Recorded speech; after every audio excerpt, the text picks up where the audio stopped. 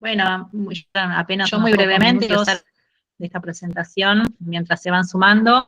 Bueno, primero agradecerles profundamente, sobre todo a Gabriela y Emiliano, que se han sumado y nos están acompañando en este conversatorio, que es un cuarto conversatorio, en un contexto que les queremos contar que venimos desde la Federación de Medicina General y de Equipos de Salud, pensando, digamos, distintas estrategias, posibilidades frente al contexto social, político que estamos atravesando.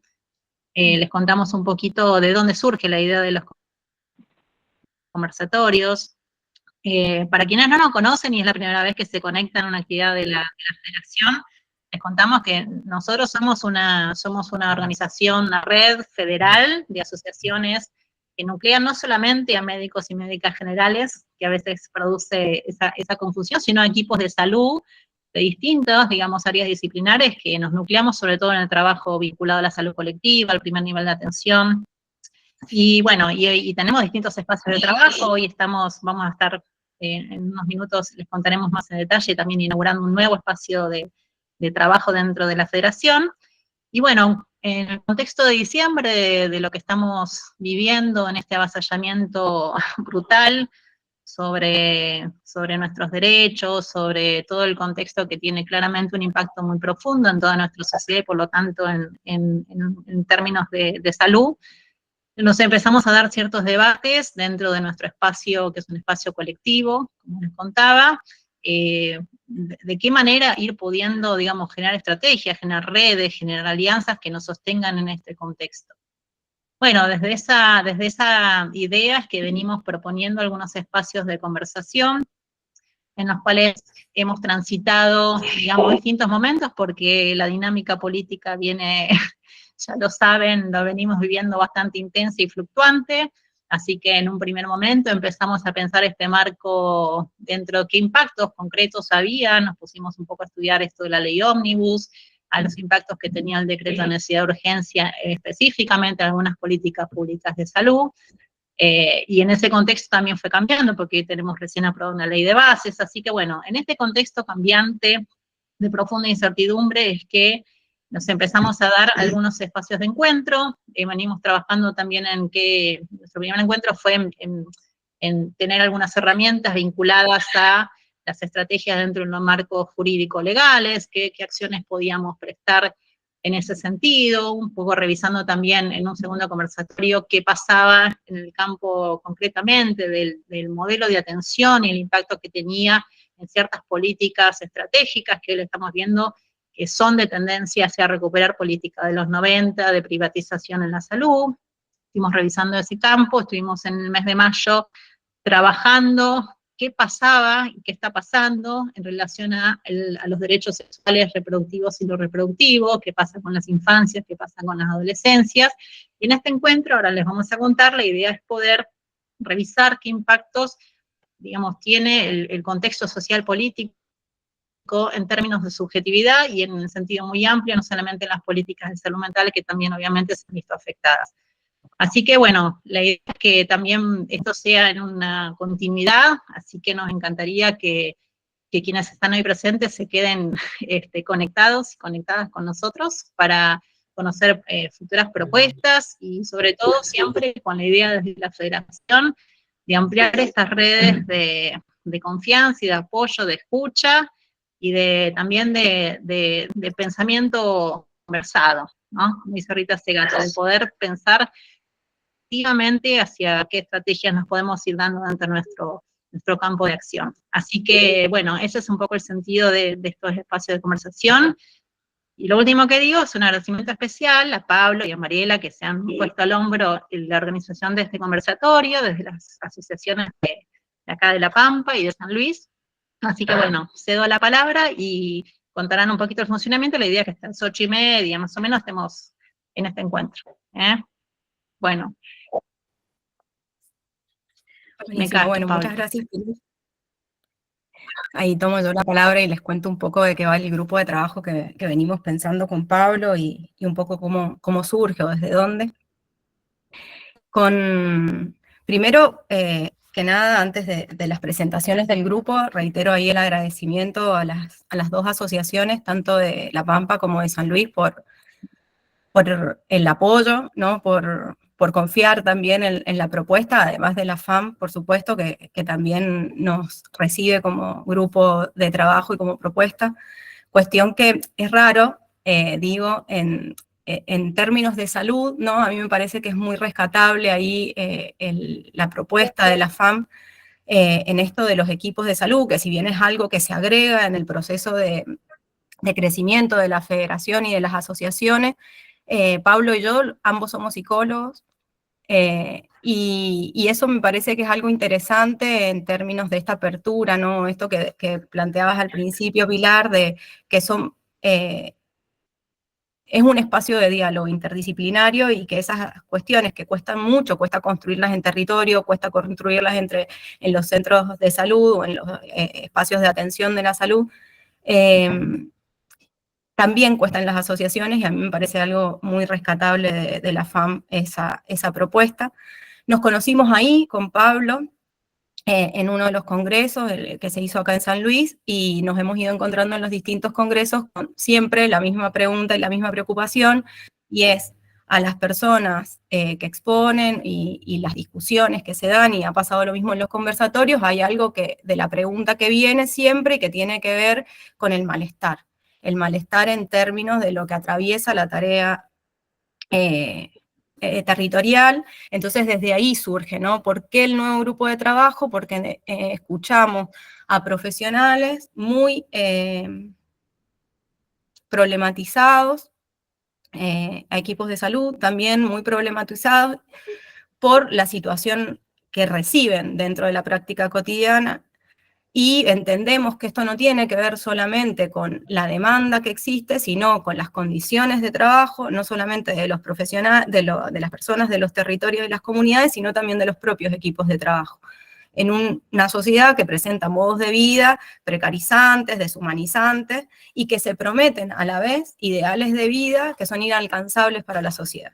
Entonces, dentro de ese marco, o de esas líneas de pensamiento, pensábamos que era necesario abrir un espacio en donde pudiéramos pensar la subjetividad, la salud y la comunidad, entendiendo que la subjetividad, o sea, porque nos presentaba un dilema, ¿no? La salud mental escindía a la salud biológica, a lo social de la salud, entonces entendíamos que la posibilidad de pensar subjetividades y salud de una manera articulada nos permitía ampliar estos procesos que también son identitarios y que atraviesan las formas de hacer y de ser, tanto de los profesionales como de las comunidades, y empezar a pensar esas prácticas situadas, qué es lo que traen a cada equipo, a cada profesional, y desde ahí poder pensar los problemas de salud y no pensarlo solamente como cuestiones estructurales, sino que son cuestiones que se tensan dentro de los territorios.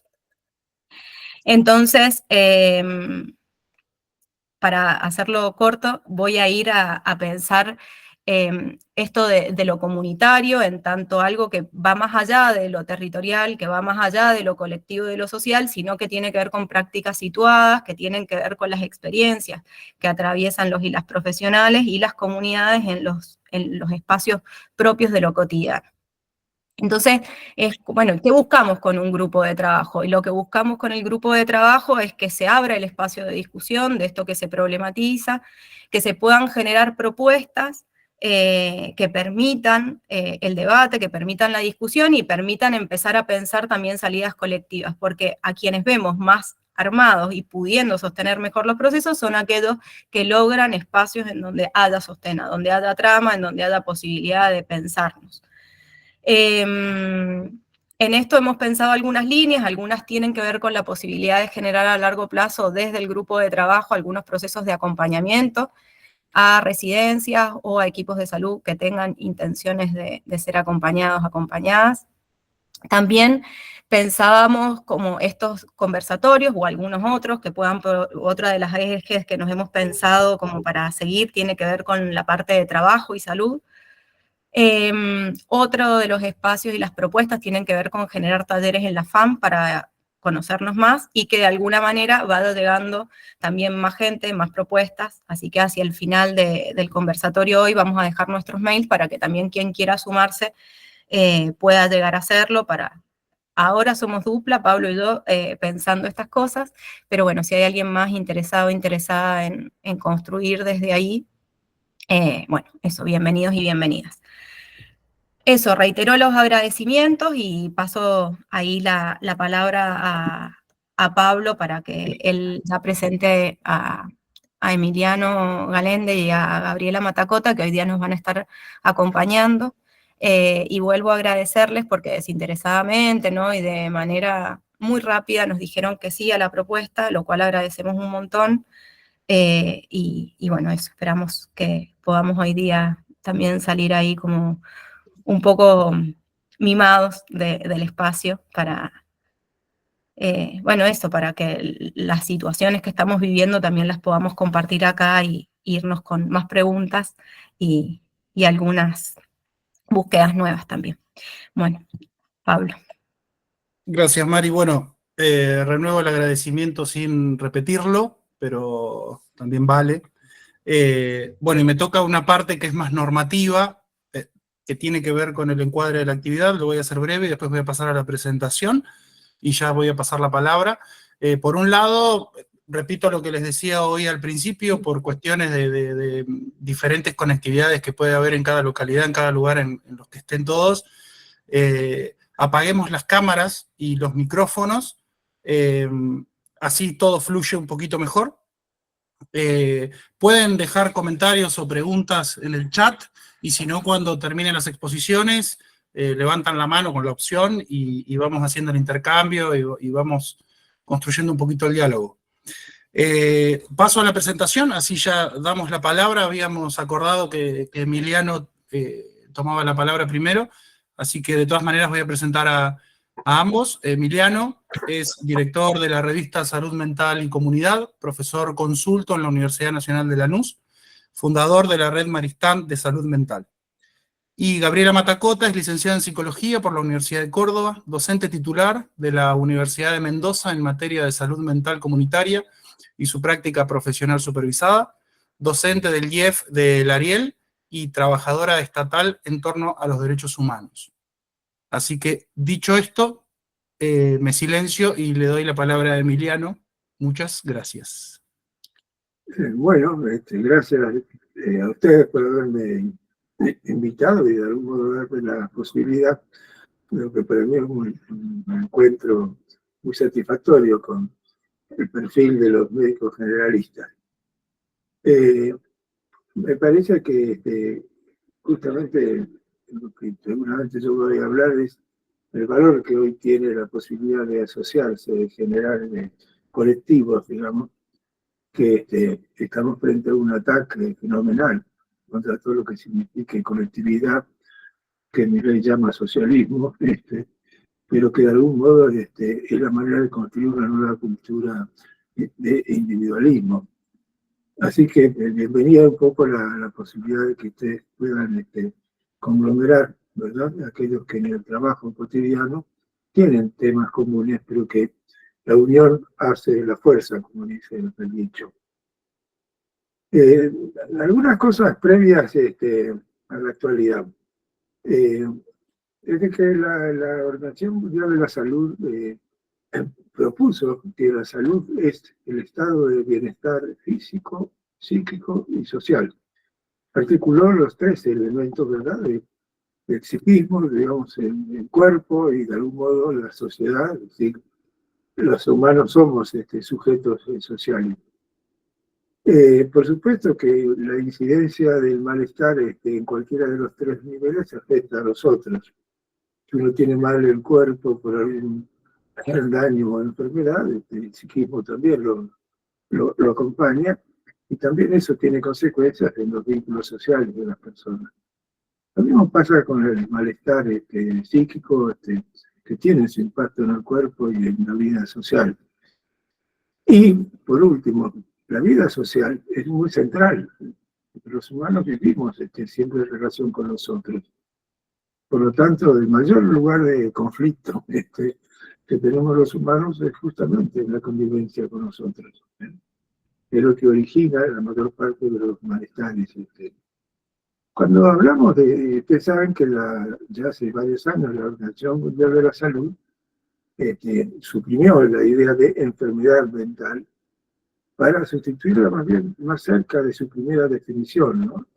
Podemos hablar hoy la OMS propone el término de trastorno mental, que a muchos de nosotros no nos gusta, y preferimos más bien hablar del malestar psíquico o el sufrimiento psíquico. Me parece que se acerca más a lo que empíricamente muestran las personas que tienen ese malestar. Sí, para muchos de ustedes debe ser común, pero en el campo de salud mental, la situación actual es que tenemos un avance, digamos así, frente al malestar, el avance de la industria farmacéutica con los psicofármacos, y por otro lado, resisten desde el otro lado aquellos que intentamos con la palabra ayudar a otra persona al cuidado o ayudar a otra persona que construya recursos para enfrentar los conflictos de la vida de trae. Todos los malestares que llamamos psíquicos o sufrimientos mentales son siempre la exacerbación, ¿no?, el aumento de los sentimientos que los humanos tenemos y también del pensamiento, ¿no?, de lo que pensamos acerca de la vida y de nosotros mismos. Esto es importante por una cosa, los psiquiatras suelen confundir los síntomas que expresan el malestar con el malestar mismo, como si la enfermedad se definiera bajo un método propio de la medicina positivista, ¿verdad?, que entiende que los síntomas son los que expresan la enfermedad.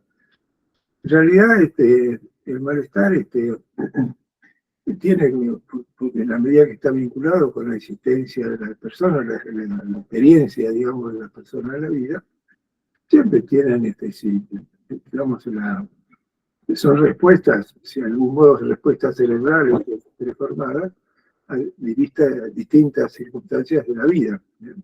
La ansiedad que uno puede sentir normalmente cuando tiene una cita, ¿no?, la angustia frente a las cosas que nos pueden doler, la tristeza o la depresión, son sentimientos propios de las personas que reaccionan a los acontecimientos que atraviesan a lo largo de su vida. Por lo tanto, el malestar psíquico siempre está vinculado, ¿verdad? Lo que hace es que esas exacerbaciones de estos síntomas nos permiten a veces introducirnos más bien en aquellas situaciones en donde la persona no tiene los recursos adecuados para tramitar un conflicto o poder sortear algún obstáculo que le ha planteado la vida. Esto tiene que ver porque el avance de la industria farmacéutica... No sé qué interrumpió antes. La psiquiatría habitual está confundido mucho, porque ha tomado los síntomas como con el método, digamos, de la medicina biológica, por lo cual confunden, digamos así, ciertas respuestas, ¿verdad?, que son habituales de la sensibilidad humana, lo confunden con una enfermedad, lo caracterizan con un diagnóstico y después lo ponen en alguna casilla nosográfica. Muy sintéticamente, ¿qué significa el bienestar, siguiendo el término de la OMS? ¿Qué significa el bienestar psíquico? Lo digo muy sintéticamente, tiene dos ejes básicos. Uno es el eje de las necesidades, que tiene que ver con contar con la alimentación, contar con una casa, con un lugar de habilidad, con la vestimenta, con cierto nivel de educación y cierto cuidado de la salud biológica. Estas son necesidades básicas para la sobrevida de las personas y tienen un impacto en la vida psíquica, porque cuando esto se cumple, habilita, digamos, que todo aquello que tiene que ver con la subjetividad, es decir, con el desarrollo de la vida, los intercambios simbólicos con el mundo, tengan un piso, un sostén. Pero el segundo eje, que a veces no se lo valora lo suficiente, es que los humanos somos, hay una definición que es un poco cruda de que somos mamíferos de manada. Quiere decir que además de la reproducción de la especie de los mamíferos, tenemos la costumbre de vivir en manadas y de vivir en conjunto. No existen los sujetos aislados y solos. Ni siquiera los ermitaños, que son aquellos que voluntariamente se separan del mundo para meditar sobre una vida propia, pero alejada de la realidad que puede rodearlo. ¿Qué significa esto? Que el segundo eje a tener en cuenta para el bienestar psíquico es contar con nosotros, es tener amigos. Yo digo que siempre son los refugios de la intimidad que todos tenemos, aquellos vínculos que tienen la seguridad y la confianza con el otro. ¿Qué son los amigos? ¿Qué son la familia, los hijos, las parejas, a veces los compañeros de trabajo, y los propios colectivos que los humanos armamos, como ustedes arman esto con los médicos federalistas, que nos permiten una vida colectiva donde interactuamos y hacemos nuestros intercambios simbólicos, pero al mismo tiempo son los lugares de una intimidad que sostiene, ¿verdad?, el bienestar psíquico de las personas. Esto no hay que olvidarlo, porque después van a entender por qué lo sintetizo y lo voy a utilizar después. Y ahí paso un poco a la situación más actual. Los gobiernos conservadores, y ahora llamados liberales o ultraliberales, en realidad lo que estamos viviendo no es nuevo en muchos sentidos. Lo que sí es nuevo, porque estos programas sociales, económicos, los hemos atravesado. Lo que es nuevo, me parece, es el impulso muy fuerte que hay hacia un cambio cultural, más de fondo. Y si piensan en los dos ejes de ataque mayor que hace este gobierno, a nosotros nos lo hace visible, está ocurriendo en otras partes del mundo, el ataque son justamente estos dos ejes. Lo que se propone es crear una incertidumbre profunda acerca de la vida de cada uno. Por un lado, se atacan estas condiciones básicas para la vida en común, que tiene que ver con el eje, digamos así, de las necesidades básicas, generan pobreza, generan desamparo, generan soledad. Y por otro lado, es el ataque, ¿verdad?, a la vida en común. Están en contra de todo colectivo social, tratan de integrar que las personas de algún modo puedan hacerse responsables de la vida propia, y lo que llamamos un individualismo, que en realidad, ¿qué significa el individualismo? Significa que despolitizar a esa persona, despojarla de algún modo del apoyo que significa el grupo. Por una razón muy simple. En toda la modernidad, las revoluciones han sido siempre protagonizadas por los sectores empobrecidos, postergados, o de algún modo necesitados, ¿verdad?, de recuperar derechos. Los ricos, los sectores ricos, empresarios concentrados, no hacen revoluciones, hacen golpes de Estado, ¿verdad?, o fundan gobiernos autoritarios. Entonces, naturalmente, el segundo objetivo de ataque era la vida colectiva, la vida en común. Las consecuencias de la subjetividad que estamos viendo en las personas es básicamente la incertidumbre. Las personas se les está, por un lado, borrando el futuro.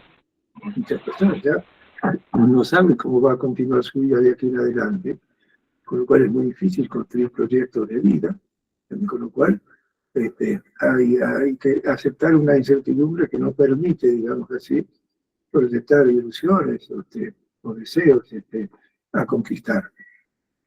Y por otro lado, la incertidumbre es disgregante, porque implica que se relaja mucho la búsqueda de la solidaridad, digamos, el encuentro con los otros, con la formación de grupos. Esa incertidumbre tiene una capacidad de aislamiento de otras personas, porque implica una retracción sobre el propio yo, como en el pensamiento de cómo se sobrevive o cómo se sobrepasa las dificultades y los obstáculos que se plantean. Esto es interesante porque no es creo que es realmente planificado. Los que planifican estas cosas se saben y entienden muy bien cómo es la psicología humana. La idea de la incertidumbre tiene otro correlato, que es que las personas en el mundo cristiano, y también judío cristiano, la incertidumbre de la vida siempre generó la propuesta religiosa de un más allá. El único consuelo, digamos, a la incertidumbre de lo que es la vida actual es construir una esperanza. La esperanza como proyección de futuro es la expectativa de que va a venir en algún momento que el sufrimiento actual, los dolores de la vida actual, se justifican porque hay una expectativa de que hay más allá un mundo mejor, más pleno de satisfacción. Esto creo que es la estructura política de avance en el cambio cultural. Que las personas se hagan cargo de los riesgos de la vida, la asunción de los riesgos propios de la vida. ¿Qué quiere decir esto? La enfermedad, la incapacidad, la pobreza, todo eso pasa a ser responsabilidad individual. Y entonces se le proveen al individuo de un butcher para que estudie o para que luche para la salud. Entonces hay que borrar absolutamente aquello que significaba y significa la justicia social, ¿no? Y aquello de las frases que repiten mucho y que los ofende mucho a los liberales, que es donde hay donde hay una necesidad, hay un derecho, porque es una fórmula que acude a la solidaridad frente al riesgo y frente al dolor humano, ¿no? Por otro lado, cristianamente todos quedamos presos, porque lo único que sostiene el vivir en la incertidumbre es la esperanza de que hay algo más allá que va a venir y que nos va a reubicar, digamos, en el plano de la satisfacción, ¿no? Por eso se justifica el sufrimiento, que por supuesto, como hay un fondo de pensamiento cristiano, esto está muy arraigado en las personas, ha sido instalado. Y si ustedes ven con detención muchos de los programas hoy en televisión, están utilizando este esquema, ¿no? Estamos mal, justificamos, ya en la época de Menem lo decían en una síntesis, ¿no? Estamos mal, pero vamos bien, ¿no? Que era la promesa de que hay un futuro que se va a construir y somos capaces de soportar el sufrimiento del presente, ¿no? Esto me parece que está funcionando y que tiene permanencia. Lo está atacado cualquier asociación que implique, digamos, solidaridad grupal, es el objetivo principal a deshacer. Tanto un sindicato, porque no es lo mismo un obrero separado, solo o formando parte de una empresa, y que haya un sindicato que colectivamente tiene una fuerza diferente en cualquier negociación, ¿no? Hay muchos ejemplos de esto, ¿no? Lo mismo, siempre, el capitalismo siempre tuvo el temor a la masa, porque siempre la revolución fue planteada en términos de la perspectiva de un cambio, de una lucha por la igualdad y los derechos, siempre ha estado del lado de los que están más postergados o los que están más del lado del sufrimiento y la pobreza, ¿no? Donde lo que plantea, me parece, esto no tiene, no puede decir, no tiene patas largas, lo hemos visto fracasar acá y en otros países, pero deja sus daños. Y el único lugar nosotros tenemos dos formas de agrupación, ¿no? Los grupos humanos pueden ser grupos de resistencia, cuando las situaciones que se plantean como ahora. Resistir significa no perder la capacidad de entendimiento, no perder la inteligencia de poder entender el proceso en el que estamos. Y por otro lado, hay los grupos de proyectos, aquellos grupos que ya pueden ir generando proyectos alternativos que permiten la construcción futura de algo que no es la esperanza religiosa, sino la construcción real de proyectos colectivos que recuperen, ¿verdad?, entre las personas un principio de solidaridad. Dicho esto, introduzco en lo que está como foco del ataque. Quiero decirlo más o menos de manera sencilla, pero las sociedades modernas, prácticamente a partir de fines del siglo XVIII y siglo XIX, cuando comienza la modernidad a desplegarse, y la modernidad enseguida se empalmó con el capitalismo industrial, ¿no? La aparición de las fábricas. Kant, un filósofo muy importante, fue el creador de lo que se llamó siempre el sujeto racional. Este sujeto racional es con el que hemos convivido. Hasta no hace mucho convivíamos, suponíamos que el sujeto racional es un sujeto de entendimiento. Kant decía que tenía 3 facultades. La facultad de pensar, de la cual el pensar, que las personas piensan, tiene una consecuencia. El pensamiento es lo que permite el entendimiento, es entender. Y entender significa la inclusión de la verdad, porque hay que discernir entre la verdad y la mentira. El pensar, él se asocia a la segunda facultad, que es la sensibilidad. Las personas humanas tenemos sentimientos que tienen un papel central en el vínculo con los otros. Cualquier asociación con otros implica una cuota de afecto y de sentimientos, ¿verdad?, en común. La tercera cuestión es la capacidad de juzgar. Sentir, pensar, sentir y juzgar son las 3 facultades principales del ser humano. La capacidad de juzgar tiene que ver no solo con los juicios morales, sino también con los juicios éticos y el discernimiento entre el bien y el mal. Este es el sujeto que están destruyendo. Ha sido el sujeto dominante. Nosotros tuvimos exigencia de verdad, exigencia de autenticidad en los sentimientos, pero con las personas que nos relacionábamos, y confiábamos en la capacidad de juzgar entre el bien y el mal, en los preceptos éticos que regulan cualquier relación humana. Esto es lo que están queriendo destruir, y lo están logrando bastante. Han introducido la posverdad, la mentira. Hace poco vi una pequeña encuesta española, le preguntaban a un grupo importante sobre la televisión. Y el 68% de las personas mostraban que estaban indignadas por cómo se mentía en la televisión. Porque había desaparecido la verdad y que no se podía creer. Y ese no poder creer potencia más la incertidumbre y la desconfianza. Esto fue preparado, se fue preparando, ¿no? Como la desaparición de la verdad, y significaba más o menos como que se legitimaba la posibilidad de la mentira, y lo que la sustituye es la creencia, que es lo que necesitan estas políticas conservadoras, que por supuesto tienen el soporte de todos los medios. Estamos un poco en un mundo de creencias más que de entendimiento. Y los que trabajamos en psicoanálisis o en psicoterapia sabemos que el centro de cualquier posibilidad terapéutica tiene que ver con lograr un entendimiento acerca de la vida propia, acerca de lo que somos y lo que nos pasa. Y los recursos para atravesar los conflictos siempre tienen que ver con la capacidad de lograr un entendimiento que nos permita actuar de un modo racional para resolver aquello que nos afecta, ¿no?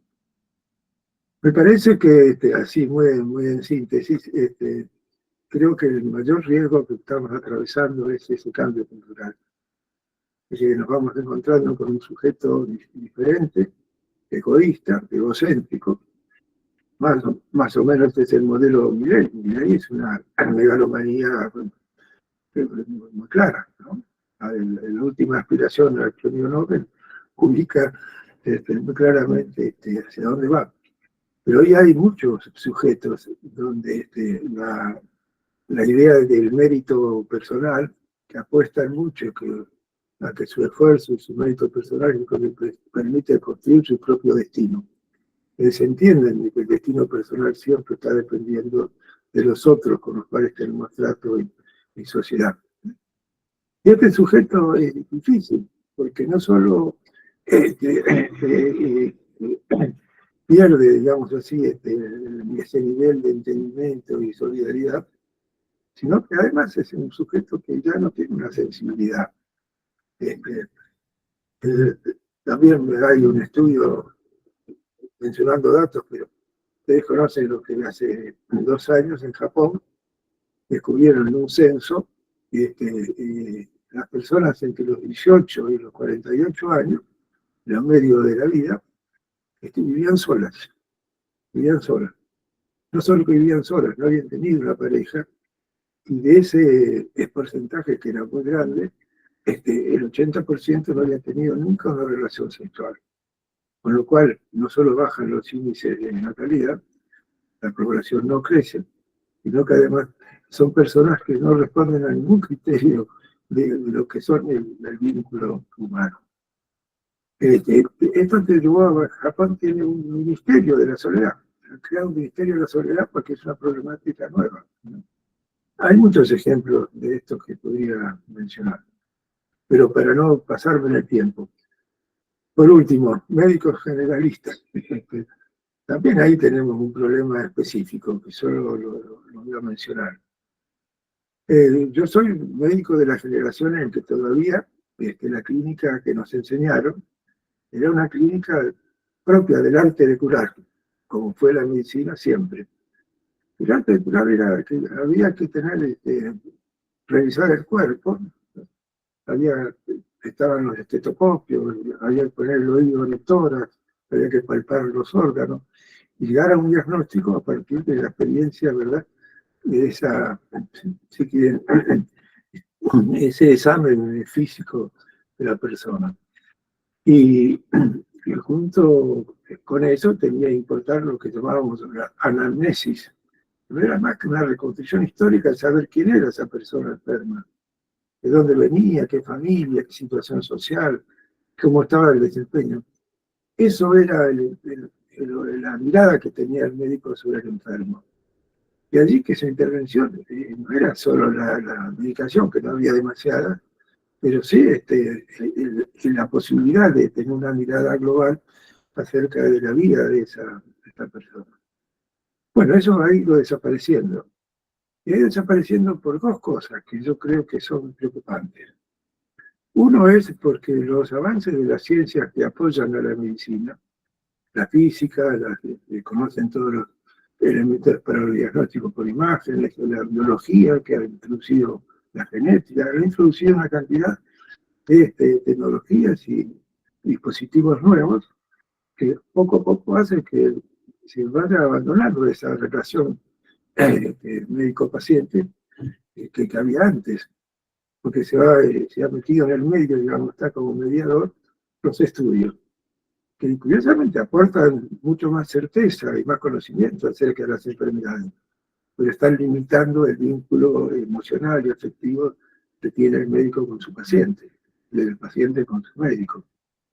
Estas tecnologías avanzan, no se puede prescindir de ellas, obviamente, porque su eficacia es importante, pero tienen ese riesgo de ir creando una especie de robotización del vínculo entre paciente y médico. Ya ingresaron los robots en las cirugías y seguramente va a ir ingresando la inteligencia artificial también para los diagnósticos, pronósticos y también tratamientos. Termino con esto, yo creo que todos sabemos, a lo mejor no lo pensamos, pero todos sabemos que la única sociedad pacífica es aquella que tiene como base la integración social de las personas y la consideración de la igualdad entre las personas. Sin integración social y sin igualdad estamos condenados a una sociedad violenta. Es lo que empezamos a notar. La sociedad violenta, que ya no son las guerras tradicionales, son las violencias hasta que han penetrado en los lugares de la intimidad, de las familias, de las parejas, con los chicos. Me parece que esa es una de las conquistas, digamos, que tenemos que lograr. La pacificación solo va a venir en la medida que haya una mayor posibilidad de integración social y que haya una defensa más fuerte del principio de igualdad. Bueno, creo que he repasado muy en síntesis esto, pero lamento no ser muy optimista con el proceso que estamos viviendo. Realmente la escalada que están haciendo, yo creo que el foco de esto que llaman la ultraderecha es este cambio cultural que están buscando. Están queriendo cambiar al sujeto racional, están queriendo deshacer aquello que permitía, ¿verdad?, los vínculos humanos basados en la verdad, en el sentimiento, en el afecto, y basados en los juicios morales y éticos que regulaban los vínculos humanos, ¿no? Bueno, gracias. Terminaron. Bien, Emiliano, muchas gracias. Y le pasamos, bueno, Gabriela, le dejamos la palabra a Marcela un segundo. ¿Te parece antes de que empieces?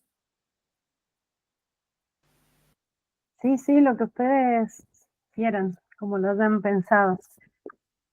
Dale, Marcela, si querés, breve, así Gabriela puede empezar, y si te querés expandir, lo dejamos para después cuando termine, como vos quieras. Marcela Arias. O levantó sin querer. Puede ser, si no, esperemos y juntamos las preguntas Dale. al final. Ahí está Dale, Marcela. Fue sin Sí. querer, perdón, pero Ah, está bien, no hay problema. pero aprovecho, justamente quería escuchar al doctor. Bueno, acá en nuestra ciudad, yo estoy en Chascomús con el doctor Carlos Tisera, que ya hemos hablado de esto que está sucediendo.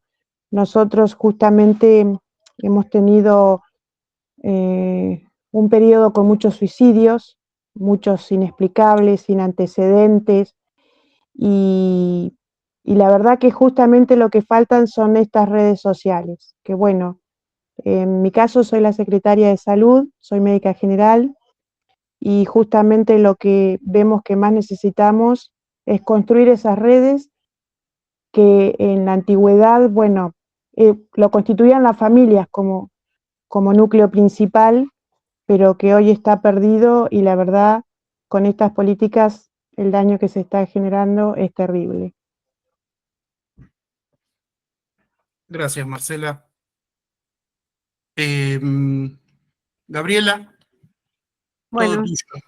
bueno, primero muchísimas gracias por el convite a la charla. Para mí bueno, es muy intimidatorio hablar después de semejante síntesis que hizo Emiliano, porque en realidad comparto todo, venía como en la misma línea, incluso el pesimismo comparto. Me parece que la época nos pone a quienes, esto que planteaba Mariela al principio, y en esto, en quienes nos hacemos preguntas, nos pone a respondernos un poco, o a responder esas preguntas un poco desde algunos lugares pesimistas, porque hay algo con lo que quería empezar, que es como este diagnóstico de incertidumbre que tenemos, ¿no? Y que a ese diagnóstico de la incertidumbre generalizada, que pareciera una incertidumbre, pero que en realidad quienes hemos atravesado algunas decisiones políticas en algunos gobiernos previos a esto, ¿no? Con las mismas intencionalidades, sabemos hacia dónde nos llevan, ¿no? Entonces, medio que la incertidumbre nos queda ahí como, tal vez como dándole algún aliento a la esperanza, porque en realidad sabemos de qué se trata y cómo termina, ¿no? Entonces, o hacia dónde nos van guiando estas decisiones. Entonces, me parece que hay más bien en la incertidumbre mucha certeza respecto del malestar que esto provoca, y cómo ese malestar se va colando en los distintos espacios por donde transitamos quienes vivimos, ¿no? En comunidad, pero además quienes trabajamos en las barriadas, en los consultorios, en algún ámbito del Estado. Yo un poco había armado un marco referencial con algunos autores y autoras que aportan algunos conceptos, ¿no? En esto que comparto absolutamente con Emiliano respecto de por dónde, de cómo estamos y hacia dónde vamos, y qué es lo que se propone en términos de este cambio cultural, ¿no? De qué es lo que se rompe en relación a lo que se había logrado, algo de lo que se había logrado en términos de producción de subjetividades, ¿no? Por lo menos la hegemonía de las subjetividades solidarias, ¿no? Y desde ahí ese planteo. Me parece que hay, que el término, producción de subjetividades, es un término sociológico, pero a nosotros nos viene muy bien porque nos plantea una posibilidad de lectura bastante más amplia que algunos reduccionismos que hacemos respecto de la sintomatología o de algunos malestares, ¿no? En términos de cómo individualmente se porta el malestar, la expresión del malestar social en los cuerpos. Entonces me parece que hablar de producción de subjetividades nos permite abrir el juego también a la cuestión cultural, ¿no? Que lo cultural no nos queda ajeno, sino al contrario, un poco como decía Ulloa, ¿no? La salud mental es poder producir algo de la cultura en términos de arte, en términos de creatividad, en términos de participación, en términos de pertenencia, ¿no? Y desde ahí es que este concepto nos sirve. Yo siento como una interferencia, no sé si estamos todos en lo mismo, soy yo. Sí, Moira, ¿podés silenciarte? No. Escucha ahí el sonido ambiente, gracias. Gracias, Pablo. Pensé que era yo, por eso interrumpí. Decía entonces que este concepto nos sirve para pensar el impacto, ¿no? Un poco lo que nos proponían a pensar juntos en relación a este conversatorio. El marco que propongo tiene que ver con algunos conceptos que trae o que propone Rita Segato para entender lo social, no solo en términos de las violencias, no quiero ir muy atrás para hacer el desarrollo, pero sí en términos de las violencias estructurales, para pensar lo cruel de la violencia, ¿no? Para pensar cuál es el rol del Estado en términos de qué es lo que puede frenar, que justamente, ¿no? Si la violencia es, entre comillas, la naturaleza, el Estado viene a frenar y a organizarla para que no se produzca.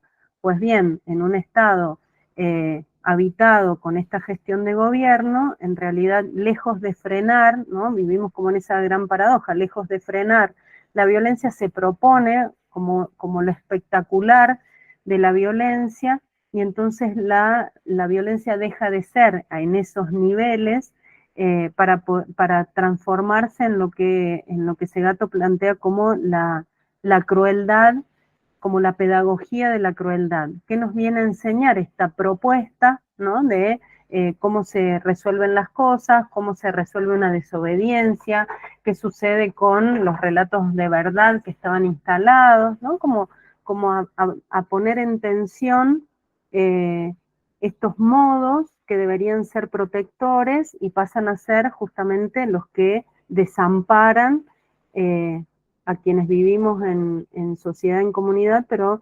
a quienes intentamos hacer un desarrollo de la vida en comunidad o en sociedad.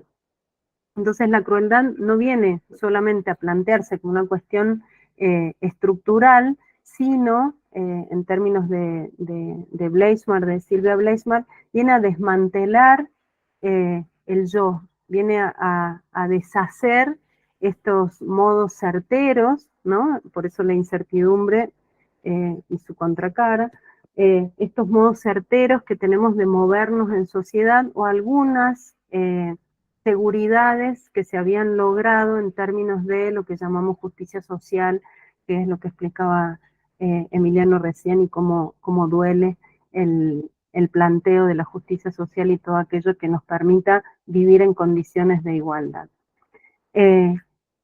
Desde ahí me parece que sirve pensar también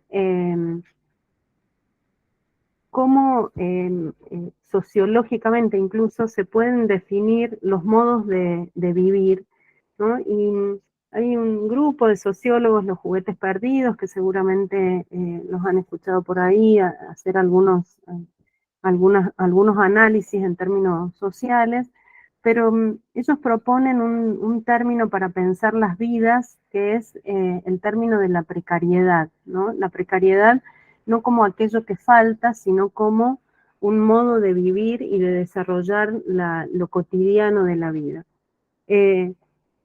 Hay ahí, y me parece que también es interesante pensar, hay ahí un movimiento, un movimiento, un sobre ritmo de vida cotidiana, o un exceso de ritmo de la vida cotidiana, que lo que hace es intentar lidiar con el ajuste y con la crisis, ¿no? Si coincidimos que estamos en crisis, coincidimos que esta sociedad está ajustada, entonces podemos pensar que esto de la vida precaria, de alguna manera es pensar todas las gestiones que las personas tienen que hacer para resolver lo cotidiano de la vida en un momento de crisis y en términos de ajuste. Entonces, es andar a todo ritmo para gestionar todo aquello que tiene que ver con el trabajo, con las deudas, con la vivienda, con la comida, con las necesidades, y a la vez es cómo se administra ese tiempo sin conciencia del tiempo, no por efecto de la voluntad, la sin conciencia, ¿no? Sino porque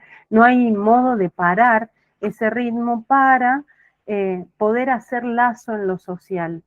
Con lo cual la vida se hace absolutamente solitaria, se enfrentan las crisis de manera solitaria, que tal cual, ¿no? Es como la crónica de una muerte anunciada, se propone una vida meritocrática, sacrificial, ¿no? En relación a la voluntad, a que no trabaje el que no quiere y demás, pero finalmente lo que se ve y lo que se nota es, ¿no?, una asunción solitaria de cómo vivir las crisis, o esta crisis en particular.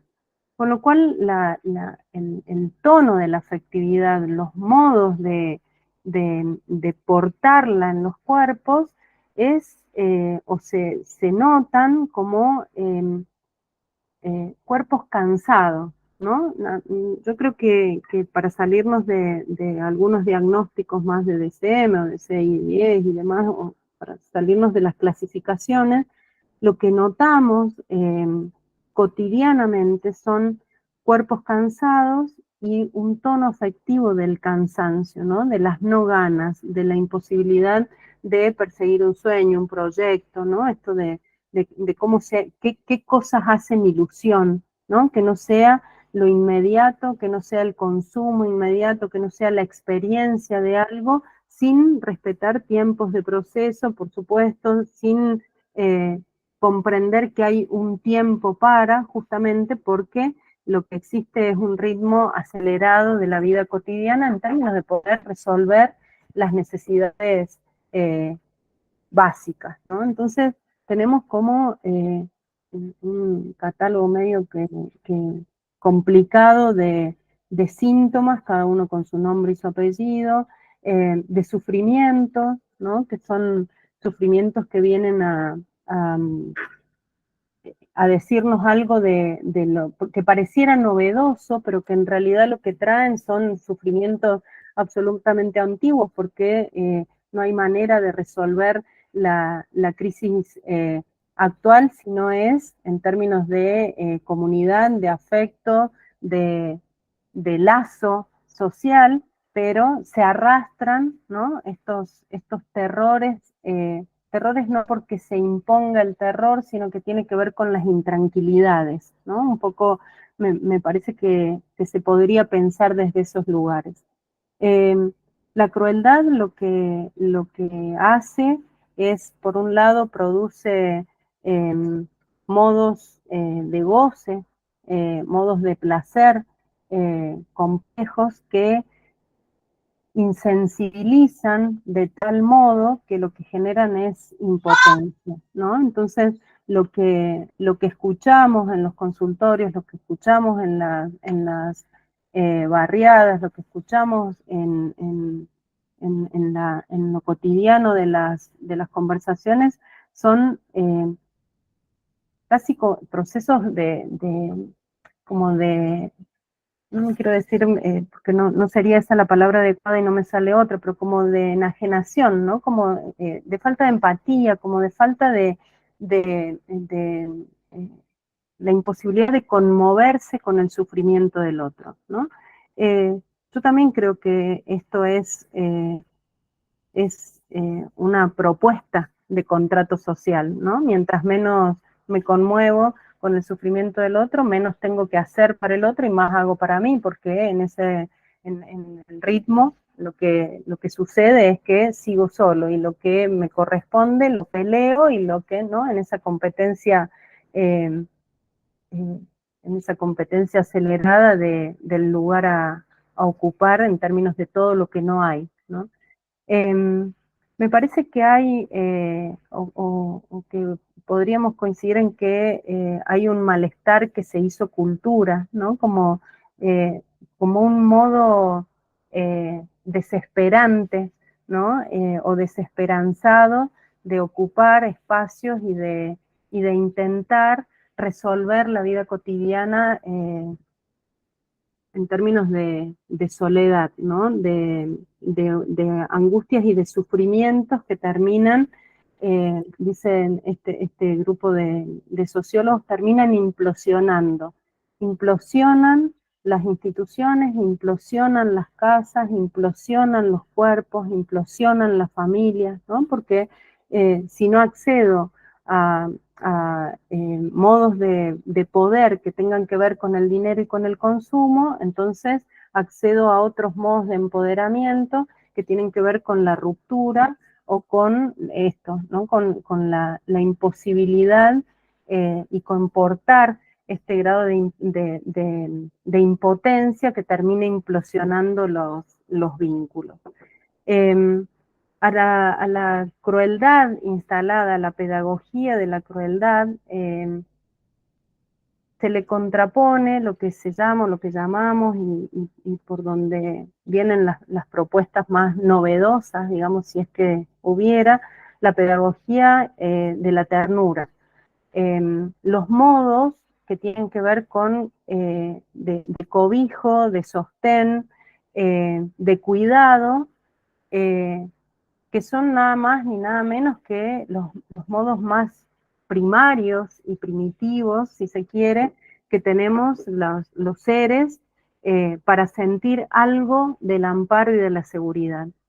Cuando hablamos de adultos o cuando pensamos en términos profesionales, la ternura tiene que ver con el buen trato, ¿no? Con sostener una mirada, con tener una palabra amable, con conmovernos e implicarnos con el dolor y el sufrimiento de la persona que nos está consultando, que vive cerca, ¿no? Que le pasan tales y cuales cosas que son las mismas que nos pasan a todos, pero a todos quienes nos atraviesan estos ajustes y estas crisis.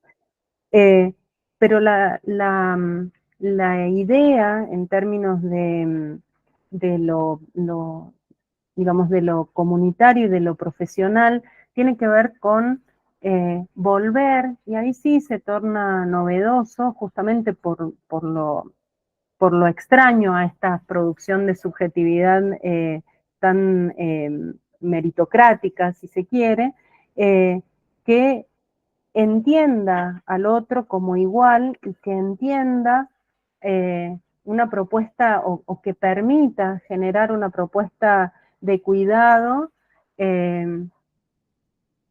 equitativa, igualitaria, que tenga que ver con lo amoroso, ¿no? Del cuidado de la otra persona. Cuidado del cuerpo en términos de la práctica de la práctica médica, en términos de cuidado del psiquismo, para la práctica, digo, sin perder la especificidad ni el diálogo interdisciplinario, tiene que ver con volver a estos modos más primarios de cuidado y de relación.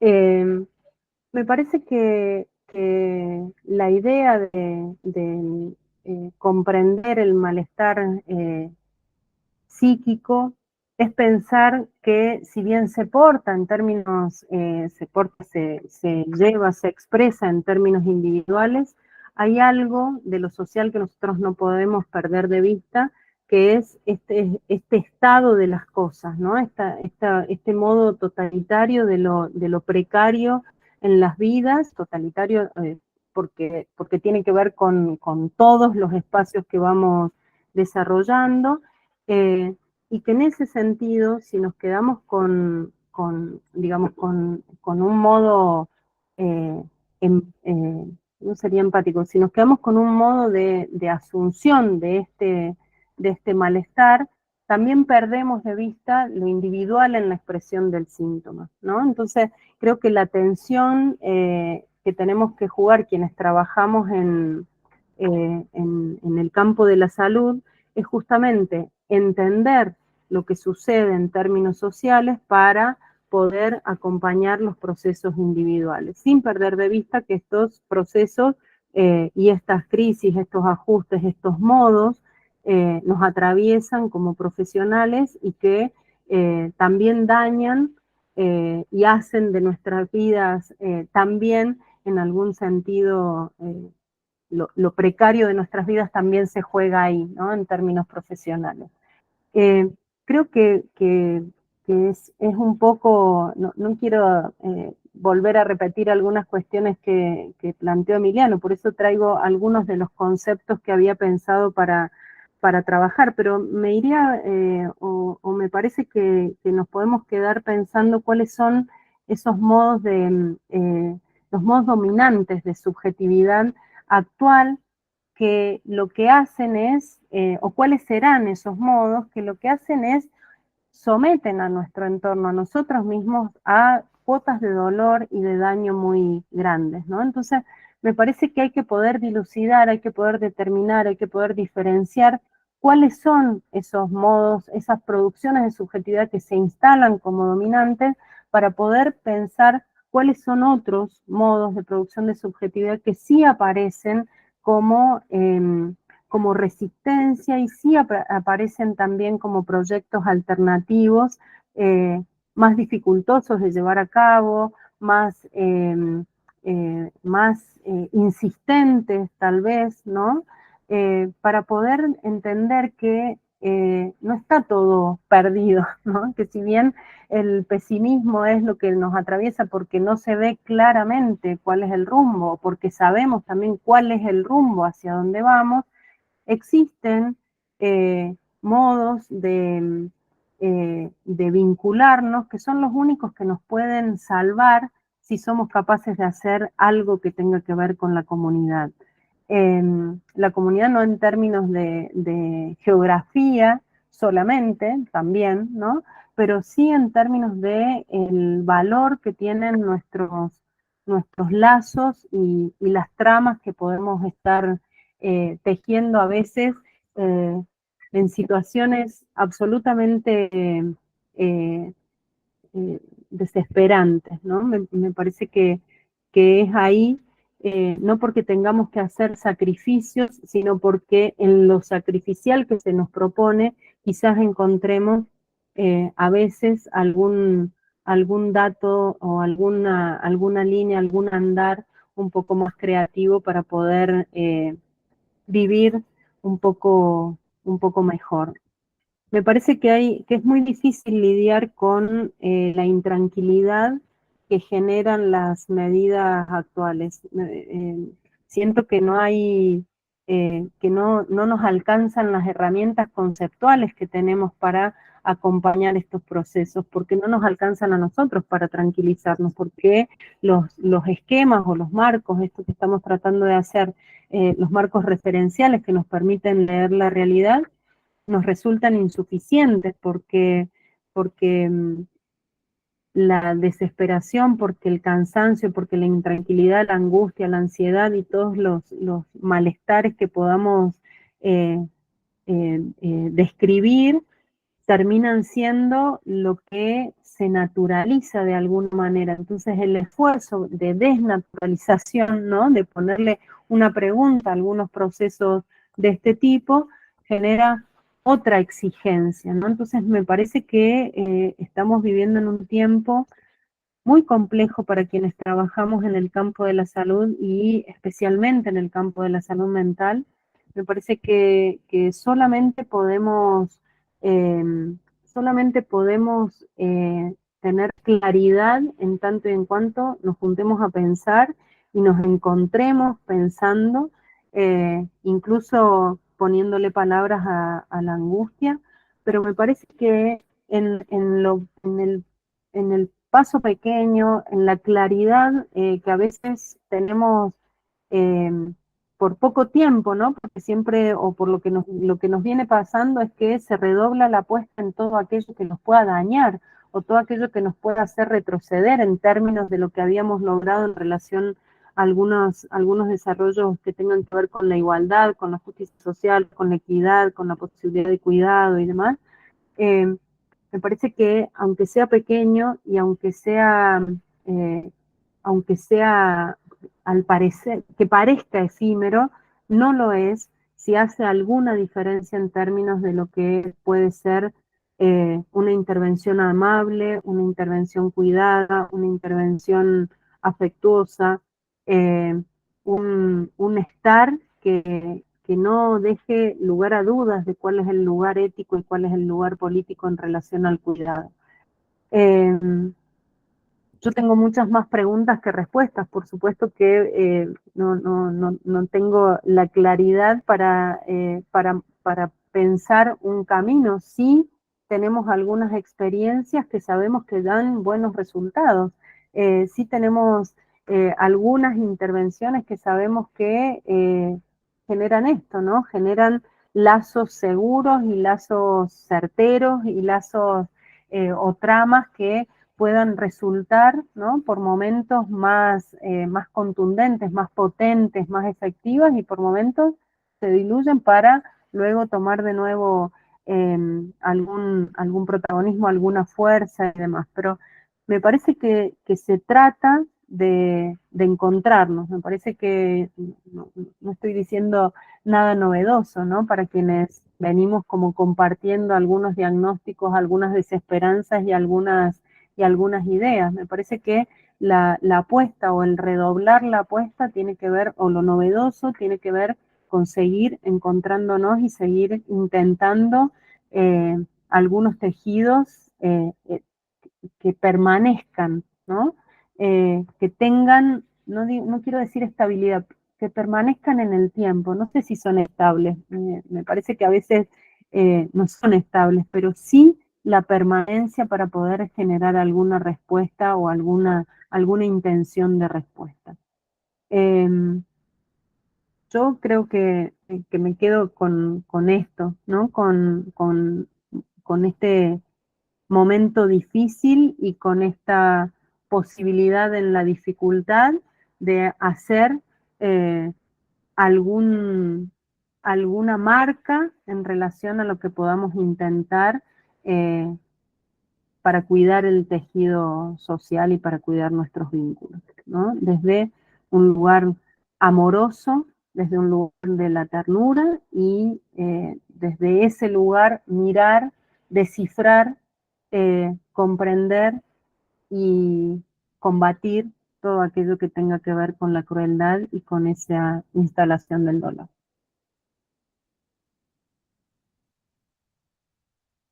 Muchísimas gracias a ambos,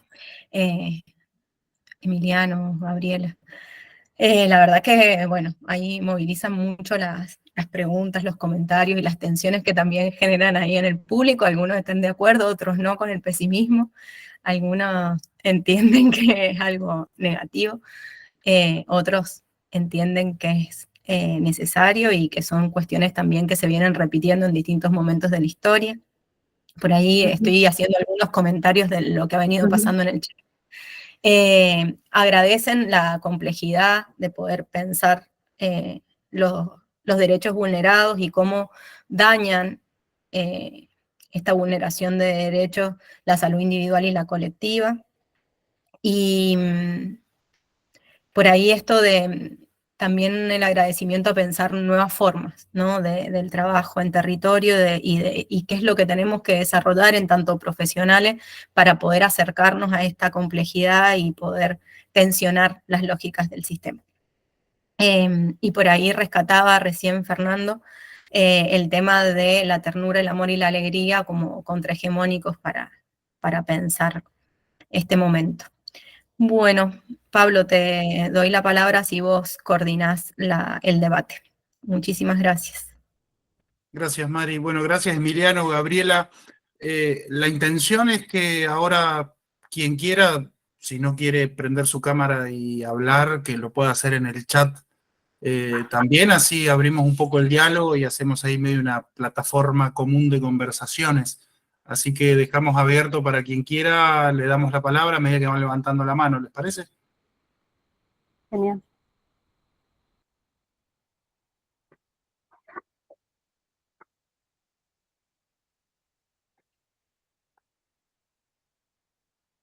Yo voy a ir, mientras se van decidiendo, voy a ir leyendo algunas cositas. Ahí Néstor levantó la mano. Facundo dice que aún en contextos de desesperanza, espacios como este, dan cuenta de que prevalece el deseo y que eso es muy bueno. Y vamos a abrir la fila, a ver, para dar en orden. ¿Quién levantó la mano? Denme un segundo. Néstor, Martín, la tenía desde antes. Bien, Néstor. Hola, sí. Buenas tardes. Bueno, yo como congénere de Emiliano casi, porque hemos vivido esas épocas, me refiero a los traumas que quedaron, por lo menos hacia mí, a partir del 66, o sea, cuando con el golpe del 66, después se siguieron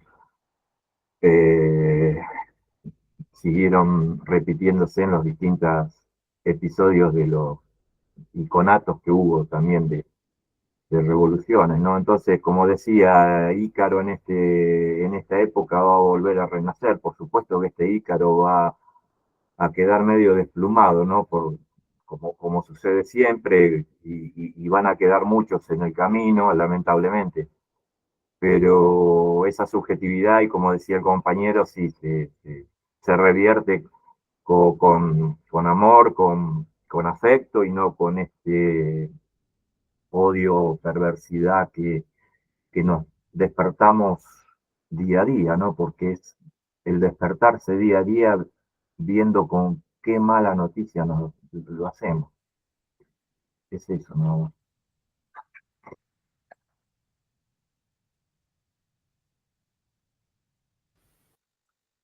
Gracias, Néstor. Marcela, está la mano levantada hace un rato, capaz que fue error nuevamente, no sé, si no, Pedro.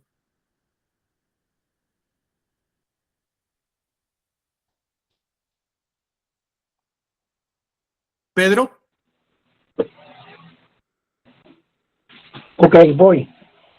Buenas noches a todas y todos. Un saludo desde acá, desde Maracay, Estado Aragua, Venezuela. Gracias por permitirme participar. Gracias a la invitación de Héctor Daniel, que es un cursante de una maestría en salud colectiva que se desarrolla aquí en la Universidad de Ciencias de la Salud, e hizo la invitación. Creo que ha sido interesante este encuentro. Y al principio, no sé si fue Pablo o la compañera que iniciaron esta conversación, hablaron de la necesidad de salud y subjetividad. Y cómo entonces tanto la exposición del doctor Emiliano como la exposición de Gabriela la ubicamos en una concepción de salud desde la subjetividad. Yo vengo desde hace cierto tiempo definiendo la salud, y en particular la salud mental, como el encuentro entre tres grandes subjetividades. La subjetividad del ser, la subjetividad del amar, que es el encuentro, la interacción, las relaciones y los vínculos afectivos, y la afectividad del tener estatus, o sea, de las necesidades materiales básicas que necesitamos para vivir y sobrevivir en un territorio. Si yo vivo en una sociedad que me permite desarrollarme personalmente, profesionalmente, yo me siento integrado a esa sociedad. Pero si yo vivo en una sociedad que no me permite desarrollarme personal, familiar, profesionalmente, yo me siento aislado y rechazado de esa sociedad, y entonces soy un resentido social. Igualmente, el amar es la calidad y cantidad de vínculos, tanto interactivos como relaciones personales, de pareja, familiares, con los vecinos, y los vínculos afectivos que yo desarrollo me permiten ser una persona feliz o una persona infeliz, dependiendo de la calidad y cantidad de esos vínculos. Y finalmente, si la sociedad donde yo vivo me permite tener un sueldo digno, me garantiza derechos, me garantiza servicios públicos eficientes y efectivos, yo me siento satisfecho e insatisfecho. Entonces, si lo viéramos como una polaridad, tengo salud si me siento integrado a la sociedad, si soy feliz y si estoy satisfecho. O no tengo salud, estoy en el polo del malestar porque no me siento integrado, si no estoy un resentido social, tengo escasos vínculos y relaciones afectivas con familiares, con vecinos y con la comunidad en general, y vivo en unos territorios de cartografías de desigualdad, injusticia y inclusión. Entonces creo que si lo vemos así, nos va a permitir entender la cultura, nos va a permitir entender la política y nos va a permitir entender que nosotros, como continente, como pueblos originarios, fuimos encubiertos desde 1492. Es decir, somos pueblos conquistados, colonizados y actualmente colonializados. La colonialidad como cara oculta de la modernidad occidental capitalista hoy en crisis. Y creo que lamentablemente lo que están viviendo ustedes es que estamos viviendo casi todo el mundo y en nuestra América también, que es que la cultura fue un tema muy importante para los movimientos y los partidos de izquierda, llámese socialdemocráticos, socialistas o comunistas, pero se abandonó. Y desde hace unas 2 o 3 décadas, la derecha ha comprendido la importancia de la cultura en la política. Y ustedes tienen allí en Argentina un filósofo joven, muy estudioso, muy inteligente, pero muy de ultraderecha, que es asesor del presidente Milei, que es Agustín Laje, que publicó en el 2022 un libro que se llama Batallas Culturales para una reconfiguración de la ultraderecha. Y eso es lo que están desarrollando. Ese es el programa que están desarrollando. Los invito a que si pueden leerlo porque es interesante para comprender ese proceso que no solo va a suceder en Argentina, sino se sigue avanzando, bueno, va a abarcar grandes extensiones de la sociedad mundial. Creo que Gabriela decía que no tenía capacidad conceptual para definir algunas cosas, y es verdad. Yo creo que tenemos que cambiar el pensar conceptual por el pensar categorial, que nos permite ir más allá y profundizar. Y bien bueno, como dijo Gabriela, que ella tiene más preguntas que respuestas. Y yo creo que mientras tengamos, como decía Ortega y Gasset, que seamos sociedades que tenemos más preguntas que respuestas, en ese sentido estamos vivos y podemos cambiar, transformar. Mientras que si tenemos todas las respuestas, entonces, ¿qué vamos a cambiar? Bueno, muchas gracias por haberme permitido intervenir. Gracias, Pedro. ¿Me Tenemos... permiten agregar dos cositas que me parece que viene bien a cuento de lo que planteó Pedro recién? Me parece que podemos, digo, para el análisis podemos hacer una descripción o podemos pensar categorías analíticas que nos permitan, en realidad, lo macroestructural, ¿no? O el macrosistema. Pero yo creo que lo que estamos viviendo en relación a esta batalla cultural que se plantea, o este cambio cultural que se plantea, tiene como dos ejes, ¿no?, principales. Uno es como el cambio del sentido de la vida, ¿no? Ahora propuesto en términos de hegemonía, ¿no? Esto de la vida es comprable, es usable, es descartable, es desechable, ¿no? Entonces, el tema de la venta de los órganos, bueno, todo lo que se plantea en términos de mercado y en términos de la comercialización de lo que nunca se nos hubiera ocurrido por una cuestión ética, ¿no? Bioética. Y lo otro que asistimos, yo creo que cada vez con mayor espanto quienes lo escuchamos, es la negación sistemática del sufrimiento, ¿no? Que hace el presidente y que hace la gestión de gobierno.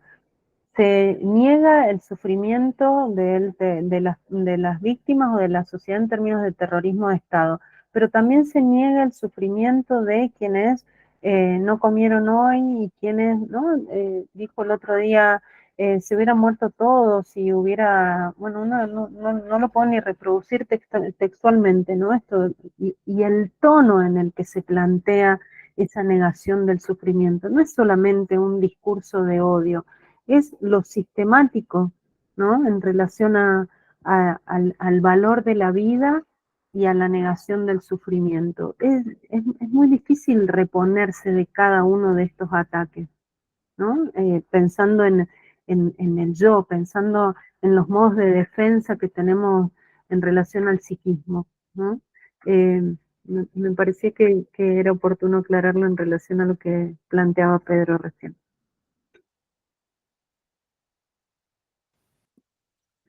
Fernando Ceballos tenía, pero me parece que se desconectó justito, que le íbamos a dar la palabra.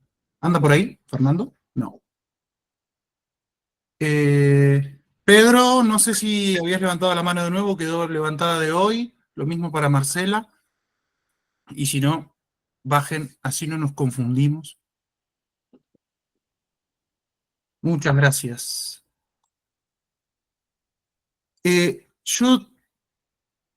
Yo quería hacer...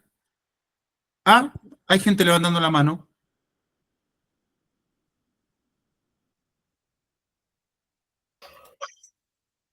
Marcela.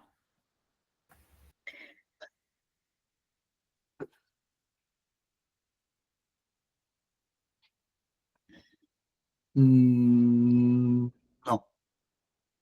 Bueno. Yo quería hacer una...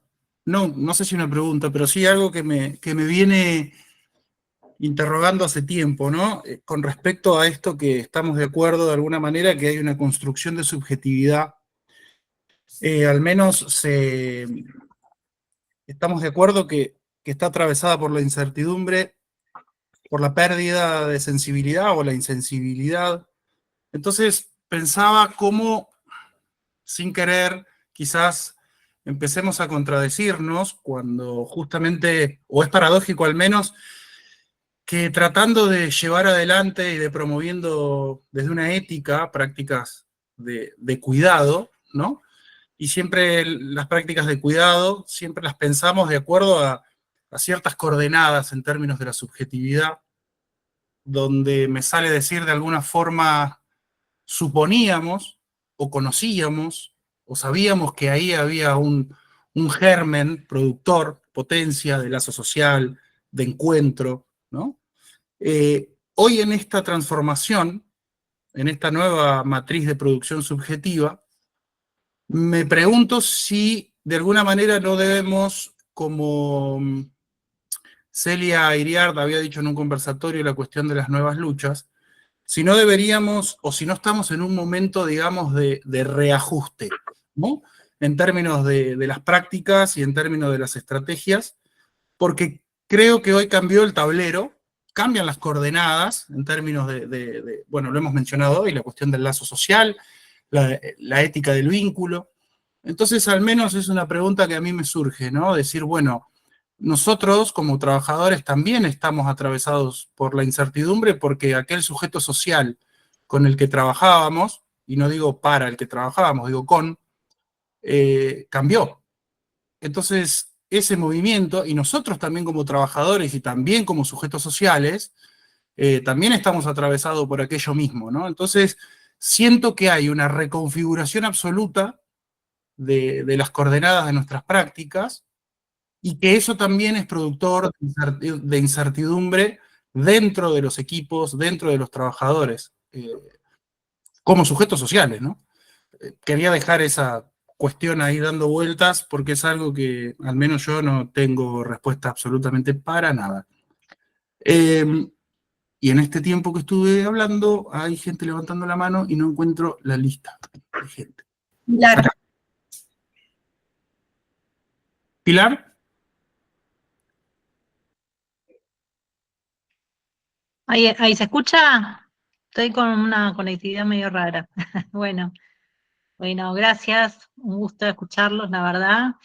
Me dejan pensando un montón de cosas. La primera es que comparto ese sentimiento de pesimismo, pero a la vez recupero siempre esa vieja frase de Gramsci que al pesimismo de la inteligencia, de la razón, hay que contraponerle ese optimismo de la voluntad, y en ese sentido me declaro la voluntariosa total en seguir, digamos, en seguir teniendo un horizonte compartido, en seguir marcando agenda, en seguir teniendo un camino hacia donde caminar, ¿no? Si no, creo que habremos perdido todo.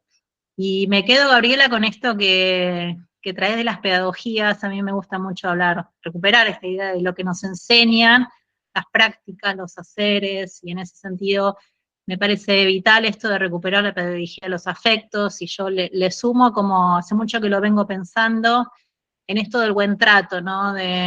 Y lo digo desde una doble posición. Yo, aparte de mi rol en la federación como presidenta, tengo un rol que soy trabajadora de la salud, que es el que me convoca cotidianamente, y lo pienso en este doble lugar, ¿no? El poder de esto que traes.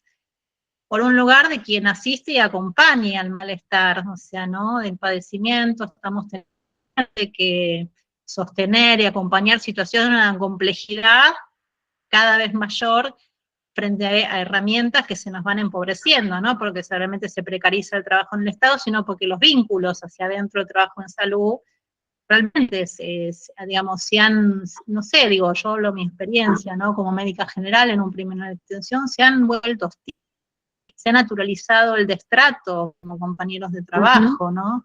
Se ha como una forma de sostener el trabajo. Y yo digo ahí, bueno, hay que sumarle otra pedagogía, que es la pedagogía de la resistencia. A mí me sirve como lugar subjetivo, si no, creo que ya estaría fuera del juego.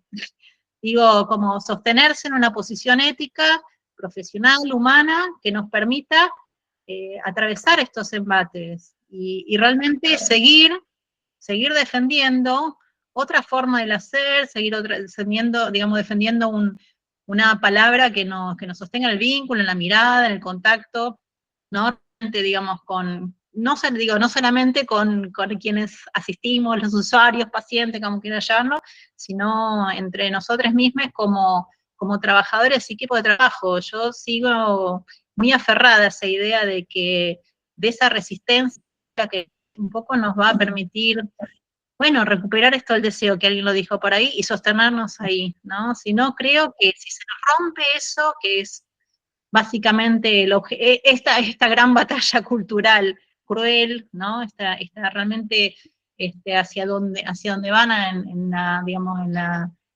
este ser humano totalmente alienado, ¿no? Y eso tiene efectos en nuestra práctica de trabajo humana, ¿no? Entonces creo que ahí hay que hacer una gran pedagogía de la resistencia, de posicionarse en lugares que, aunque son difíciles en estos tiempos, hay que bancarlos y hay que seguir bien enseñando que desde la palabra, desde defender los tiempos, ¿no? Hay muchas cosas que tenemos que ahí sostener y no dejar caer. Yo creo que eso es un gran aprendizaje y que quienes estamos todos los días en los servicios de salud, tenemos ahí un desafío muy grande para no querer irnos, que es lo que nos pasa a muchos todo el tiempo, ¿no? De sentir que tiramos la toalla, pero a la vez tampoco convertirnos en sujetos que padecemos todo el tiempo, porque realmente empieza a aparecer este otro capítulo de decir, bueno, ¿quiénes cuidan o de qué modo cuidan a quienes estamos en función de cuidar? Y ahí cómo empezamos también a cuidar entre nosotros desde otras lógicas. Así que bueno, cierro la palabra y simplemente les quiero contar en un minutito que después sigan nuestras redes, porque justamente nuestro congreso va a estar atravesado, nuestro congreso anual va a estar atravesado por el que tiene la incertidumbre como fenómeno de época. Así que bueno, gracias. Solo agrego una cosita, sé que ahí me tomo digamos, me meto porque me hago la poderosa, como me invitaron a charlar me meto sin levantar la mano, eso no se hace, pero lo voy a hacer igual. Lo que quiero decir es que hay algo que me parece que es a donde uno tiene que volver en estos momentos, que es a lo que sabemos que da resultado, ¿no? A lo que sabemos que hace bien, a las mejores maneras de vivir y de transitar el sufrimiento, ¿no? Y es a la ternura, a la confianza, a estos modos de resistir, pero me parece que no es cualquier modo de resistencia. Ahí es donde creo que hay que tensarlo, ¿no?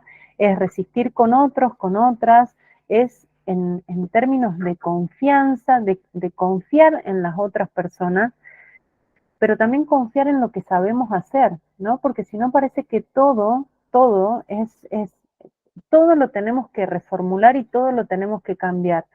Bueno, yo creo que no todo, ¿no? Creo que hay un hacer que cuando está atravesado por modos de implicancia y modos de conmovernos en relación al sufrimiento de otros y de otras, hay algo ahí que se mueve y que permite un hacer diferente, éticamente diferente y políticamente diferente, ¿no? Diferente en términos de lo que queremos, ¿no? De hacia dónde vamos, ¿no? A construir comunidad, a hacer lazos, a sostener tramas, ¿no? Esto que estamos diciendo. Me parece que hay que ir por esos lados.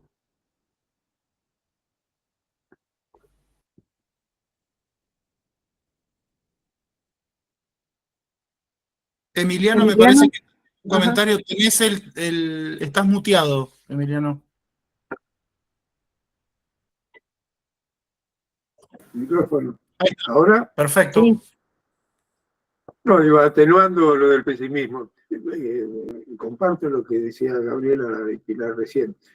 Pero cuando yo menciono, hay una dimensión de resistencia. En primer lugar, el cambio cultural no es que todo el mundo ha cambiado. Están proponiendo y trabajando para ese cambio. Por lo tanto, somos partícipes de la lucha, de esa lucha para ver qué es lo que va teniendo más preponderancia o hegemonía respecto a lo cultural. Eso es lo primero. Lo segundo, yo mencioné antes, hay una etapa de resistencia, nos agrupamos, nos reunimos para resistir. Porque la cultura tiene una particularidad, lo que llamamos culturas, los intercambios simbólicos, la construcción de significados y sentidos, es un producto que hacemos todos nosotros. Nosotros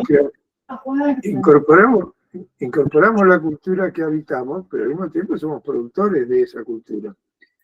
Por lo tanto, hay un momento de resistencia que tiene que ver con lo que llamamos tradicionalmente un pensamiento crítico, es decir, tener una alerta crítico que permite preservar y resistir con nuestra propia cultura, es decir, no dejar que de algún modo nos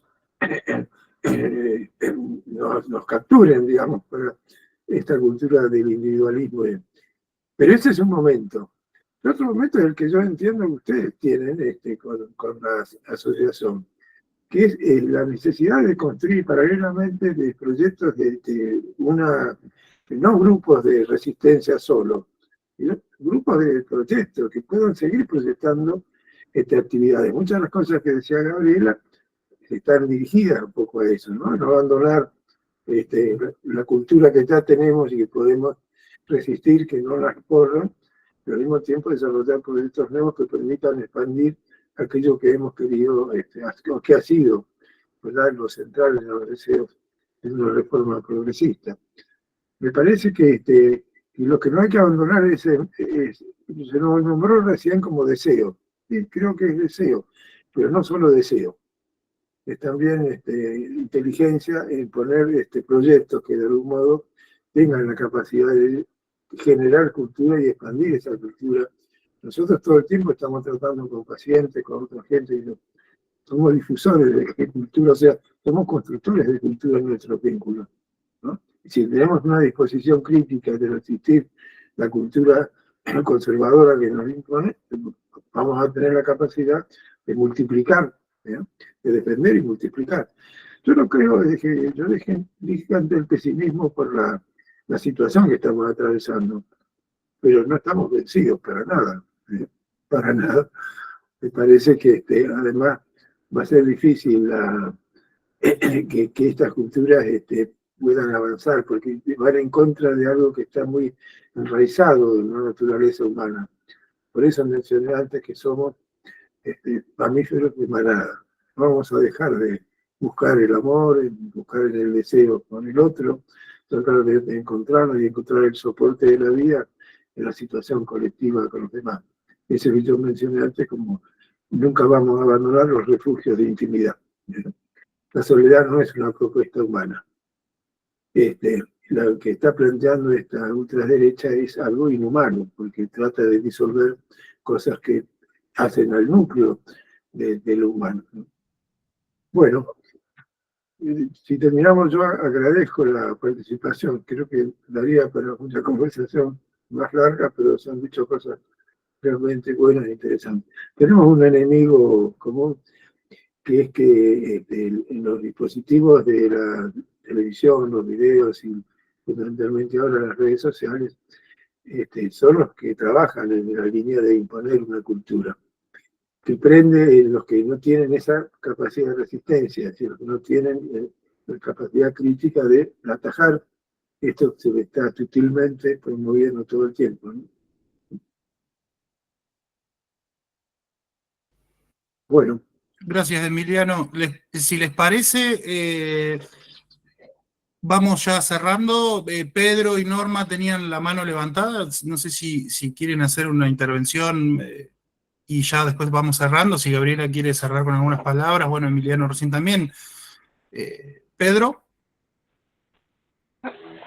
Ok, gracias.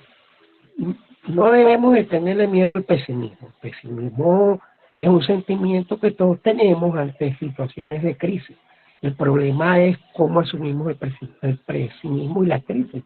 Si vemos la crisis como solo peligro, o vemos la crisis como es un peligro, pero también es una oportunidad de crecer, de cambiar, de hacer resistencia en ese sentido. Y tenemos que tomar conciencia de que nosotros como pueblos somos sujetos históricos y culturales, y que estos lodos de los que estamos ahorita atascados vienen de esos polvos históricos, de nuestro origen. ¿Qué se está repitiendo? No sé cuántos años después, nuevamente los genocidios, los epistemicidios, los etnocidios que se hicieron en la conquista. En casi un siglo de conquista hubo la muerte de 100 millones de pobladores de este continente, y se nos olvida, y entonces la historia parece que tiene momentos de que repite procesos dolorosos y también procesos agradables. Y la otra cosa es que no debemos asumir la salud desde la enfermología pública, como nos tiene acostumbrado la formación justamente colonial, de ver la salud como la cara positiva de la cara negativa que es la enfermedad. No es más que eso, es más que eso, como lo decía Edmundo Granda, un sanitarista ecuatoriano de la salud colectiva, que decía que nosotros, todos nuestros ministerios, no son ministerios de la salud, son ministerios de la enfermología, porque toda la visión que tiene la salud la tienen desde la enfermedad y a veces hasta desde la muerte. Bueno, buenas noches y gracias por este excelente conversatorio. Gracias, Pedro. Y nos quedaba Norma, que había levantado la mano, no sé si se arrepintió o anda por ahí. No importa. O sea, lo único que les quería cortitísimo decir es que les iba a decir 3 cosas, pero les voy a decir la última. Yo he sido pediatra, soy psicóloga social y ahora soy paciente. Y no se imaginan la diferencia, lo que me hace sentir a mí cuando me encuentro con un médico o una enfermera, una secretaria, que me trata como a un ser humano y no como una vieja inútil que suponen que soy. Y, o sea, no le aflojen, porque eso salva la vida. O sea, yo vuelvo tan distinta cuando vengo, estoy con muchas dificultades para caminar, pendiente de una operación, y entonces es tan distinto ser bien tratado. Lo que se siente como paciente es maravilloso, así como me siento de mal cuando me maltratan. Así que no le aflojen a eso, porque cada uno de ustedes hace maravillas. Gracias.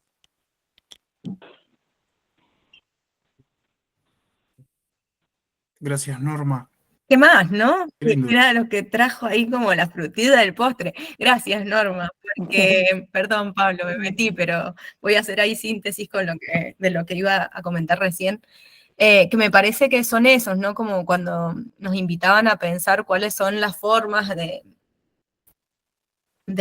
subjetivación, ¿no? Actuales, ¿no? Me parece que también es mirar las históricas y cuántos sesgos tenemos en la mirada que no podemos encontrarnos con el otro y con sus formas de resistencia, que en los sectores populares las formas de resistencia son distintas al trabajo en conjunto o al trabajo con el otro o la mirada y el sostén, porque las formas de resistir que se han tenido tienen que ver con otras dinámicas que a veces no son las deseables, pero son las posibles. Entonces, me parece que valorarnos en eso es una necesidad actual también para poder mirar al otro, reconocerlo y valorar esas formas de producción. Así que bueno, eso, agradecerles. Bueno, yo me tengo que retirar. Gracias por la reunión y gracias por la oportunidad que me dieron de participar en esto. Gracias, Emiliano, por sumarte. Muchas gracias.